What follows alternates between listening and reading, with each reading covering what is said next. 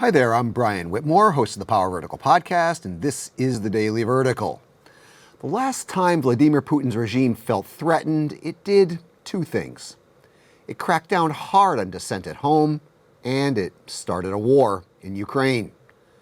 The last time the Kremlin felt it was on the ropes, Russians lost a measure of freedom, and Ukraine lost some of its territory, and thousands of its citizens lost their lives.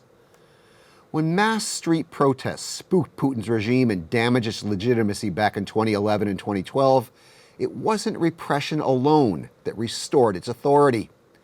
It was the patriotic euphoria unleashed by Russia's annexation of Crimea, its hybrid war in the Donbass, and its confrontation with the West.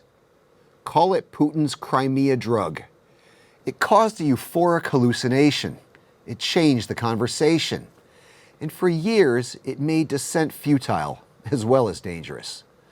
But the euphoria from the Crimea drug has now clearly faded. And the same issues, corruption, arbitrary rule, and fatigue with a regime that's been in power far too long, are now coming back to haunt the Kremlin. In the wake of last weekend's unexpectedly large nationwide protests, it's already clear that a harsh crackdown is coming. But what else is coming? What will be the new Crimea drug? Because last weekend's protests have clearly spooked the Kremlin.